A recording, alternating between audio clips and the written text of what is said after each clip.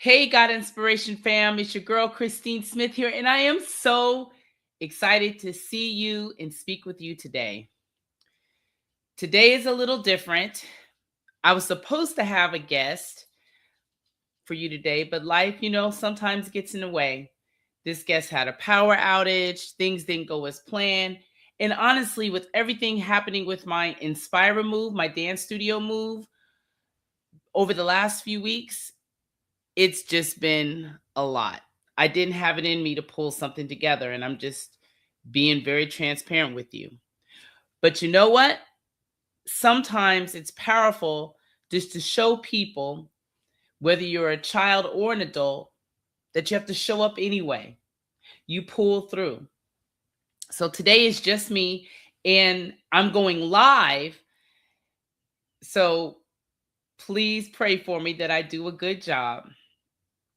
We're going to have a real conversation today. Because today is just me, it's not only about me. It's not any day today. Today, 6 years ago, I lost my mommy, Mrs. Lillie Mitchell, to COVID. And, if you've ever lost anybody, that just never leaves you. And just thinking about COVID, I just can relive that day. Just COVID was a really tough time. We weren't able to go into the hospitals.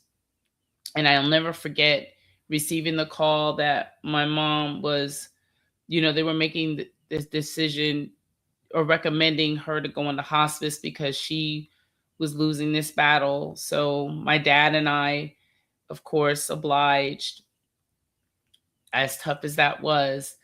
But, we didn't expect it to be that same day that she would leave us. And we got the call that she was showing end of life tendencies, and my father was asleep. We were having virtual dance classes for InSpira because everything was shut down. So I'm trying to navigate all this behind the scenes, and I asked the hospital, could I come? And you weren't supposed to be in the hospitals, but thankfully they said yes. And I got my daddy up. Leon and I, of course, with my daddy, we drove down to the hospital.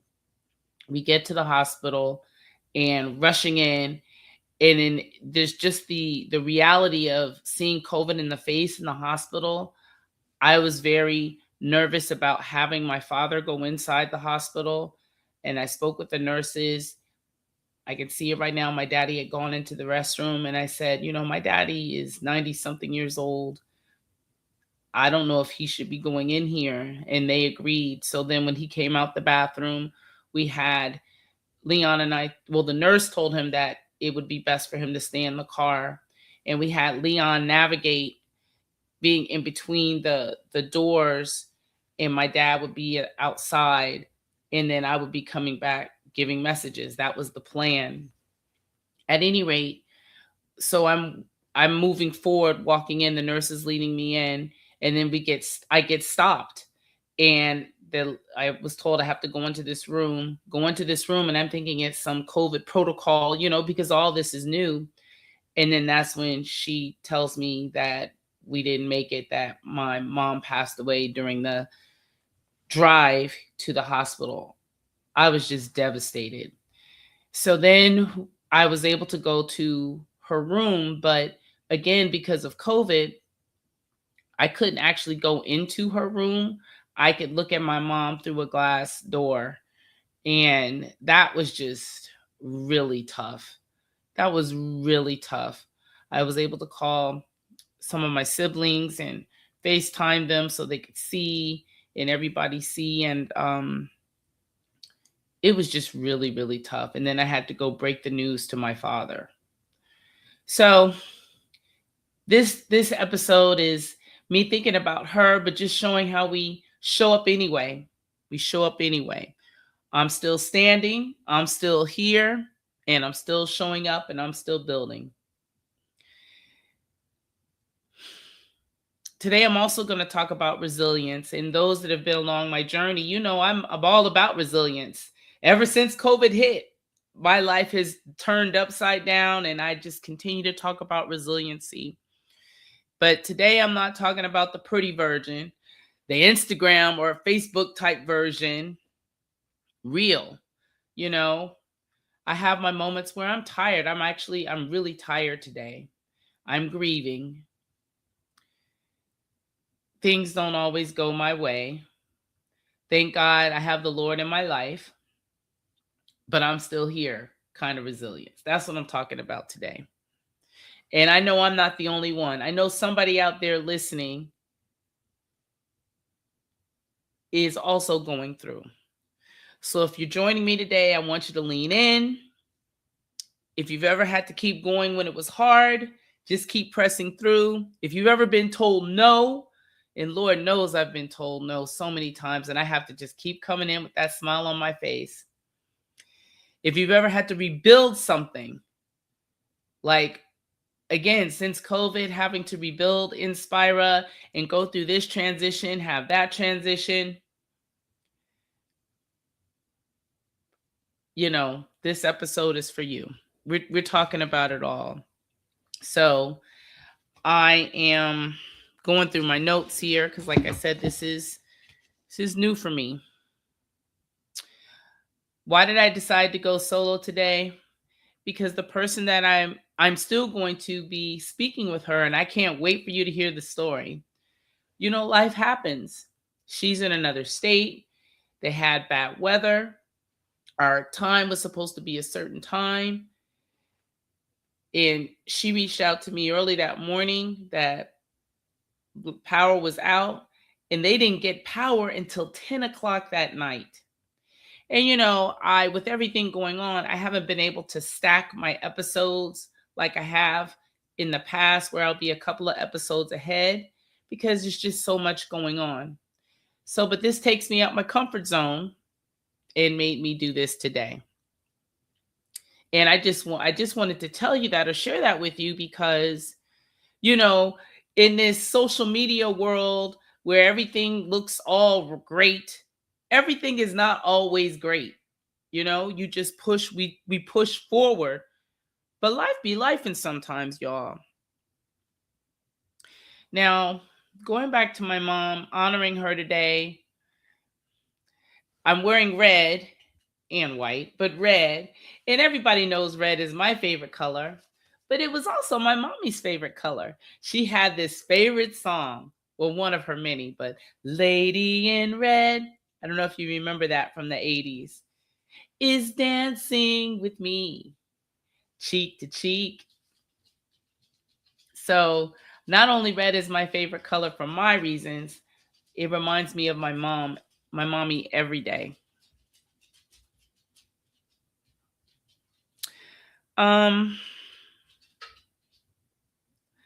Losing my mommy during COVID was really tough, as I said already. But it just showed me again how I needed to push through. I remember also during that time of loss, how my InSpira family, how my sorority sisters, my line sisters, my husband's fraternity brothers, our church family, how everybody just came through for us, because, this COVID was just such an unrealistic, unimaginable time. And I remember, how people did the drive-by parades back then. They did a drive-by celebration of my mom's life. It was very overwhelming. I was in tears. And, people saying they love us, they support us, and they're here for us. I mean, so many people that weren't current InSpira family members at the time. Their kids weren't taking classes, but just people over the years came by. I'm getting choked up thinking about it. Like, wow. And then just the food and the preparation, my sorority sisters just really, they just every day coming by with food. I mean, like all day, every day. Leon and I were just so overwhelmed. And then I just remember the day of my mom's celebration of life service, in which my pastor emeritus, DeForest B. Soaries, did the eulogy. When we got to the funeral home, Buckland Funeral Home, who also did my dad's services, Leon's frat brothers were just outside. They didn't have to be there. They couldn't go in because, it was a limit, a time limit. I mean, not a time limit, but a people limit of how many people could go in. So I'm just so thankful for my InSpira family, my sorority sisters, Leon's fraternity brothers, our church family. Just they made everything so smooth for us, as realistic as they could, during a really, losing someone is already difficult, but during COVID, it was something else. And Buckland Funeral Home just made everything so smooth for us. So I'm eternally grateful for that.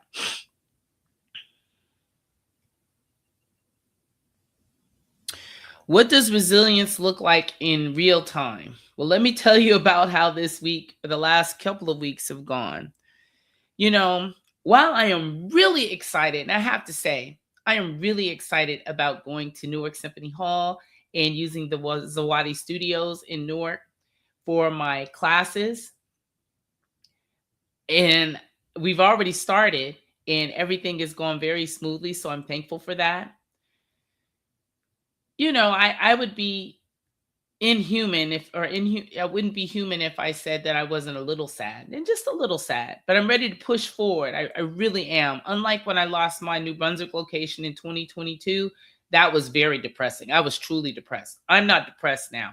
Now I'm just a little sad, like, wow. But I'm so glad that I have, through experience, learned how to push through. I have learned when things are not going the way that you have projected business wise, you need to stop the brakes and say, you know what? Let's move on. And that's what I'm glad I did. So any business owner going through something like that, it takes a mature business owner to say, you know what? It's time to stop. You need to reevaluate, and let's move on. What does it feel like to lead through exhaustion? Sometimes, this has been a rough week, like I said, just because physically moving. Now, normally I have Leon, my husband, to help me, my father there to help me, and our children, Kiara and Kiana, there to help me. But just, it would so have it with Leon's job and then his fraternal activities with Omega, it just hasn't allowed him to do it. And I've been literally moving by myself. And I was supposed to be finished last week, but me doing it by myself, that wasn't physically possible. And my landlord, Teachers Village, who has been so wonderful and gracious, they've allowed me to come forward. Now, the good thing that's happened is that I've been able to give a lot of stuff away. If people wanted to make donations, they could, but really mostly people have just been taking.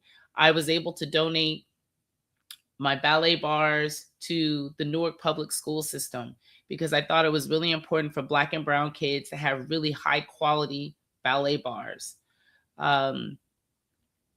I was able to donate things to Newark Symphony Hall, and I'm very excited about that because, they're getting ready. They're in their renovation phase of Newark Symphony Hall, and I'm so happy that InSpira is a part of it. I was able to donate a lot to Miss Karen Miles, the owner of Zawadi, and to help her because we're using her space as well. And my goal is I just want to help people. I was also able to donate some ballet bars to Link Community School. That's one of my partner schools. So, if somebody wanted something, I wanted them to come take it. Something that happened this week, though, that was a setback, and I take a deep sigh. So, I've been applying for a lot of grants since COVID, and I have been successful in getting a lot. At the time, I had my New Brunswick location and Newark, and they're two different EIN numbers. And so I had to apply equally as hard. But for Newark, for one grant, I've applied the last 3 years, And I just found out this week for the third time I didn't get the grant. It was this Prudential Grant. And I'm just like, man, what do they want? It was for my dream program and I didn't get it. And so I reached out. I haven't heard back yet. What are you expecting? What are you looking for? And I found out in previous years, they weren't really looking at businesses that were brick and mortar, which I am a brick and mortar. And this year they were accepting it. So I'm like, well, why did I not get chosen? I'm being transparent with you all because a lot of times I know in the dance world or just anything in this get it now time we're in, but I've had dealt with kids or even their parents. Oh, why was my child not chosen for this? Why was my child not chosen for that? Because they want immediate gratification. And I'm like, you know what? You got to keep trying. You got to keep trying. And so I'm here to tell you kids and parents that may be going through something, or you don't get that first audition, or you don't get chosen into that school, or whatever the case may be, you keep trying. Inquire like I did, but you keep trying. I'm not a give up type person. I've applied for other grants and hopefully I'll get something soon. It will pull through. But I like to share that because kids especially think when you becoming an adult that you don't have letdowns. But kids, I'm here to tell you, you do. It's just how you handle it is how it is important. Um,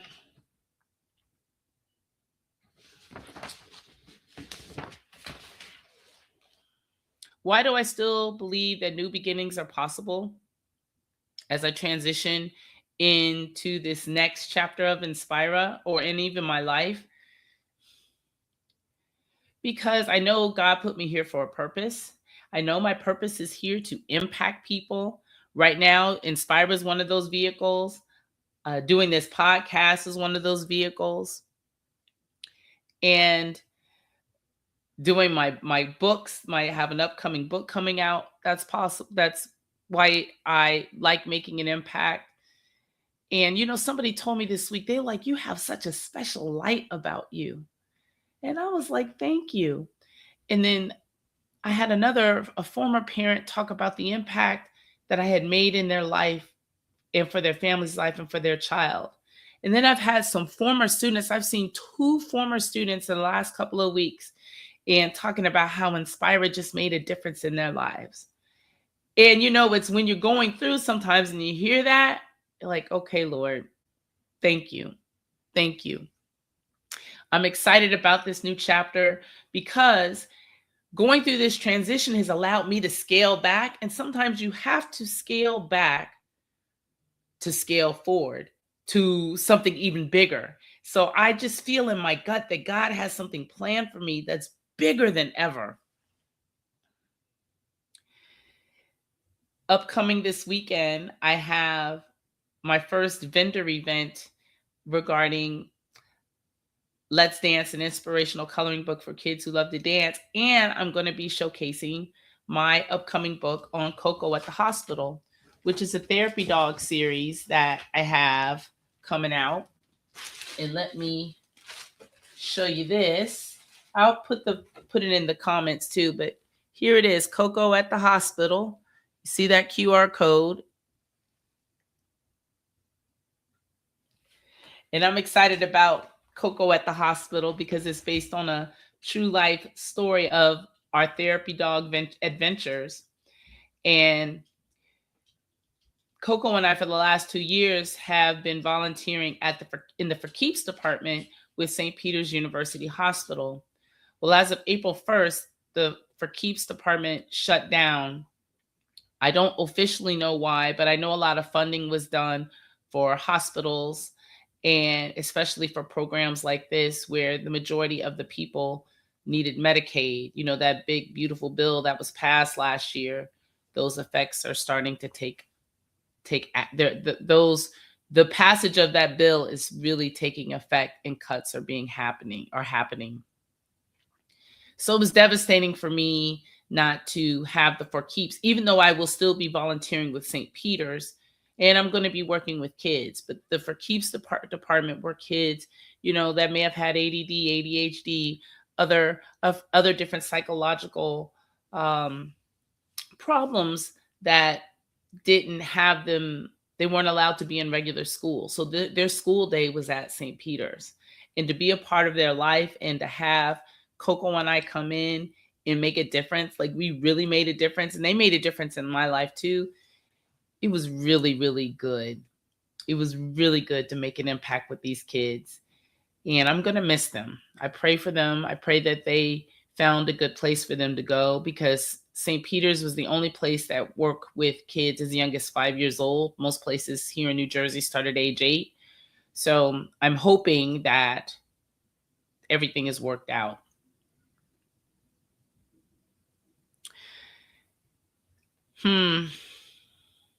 So I ask you to continue to pray for me as I go to this vendor event with so much stuff happening with InSpira, with the move being extended.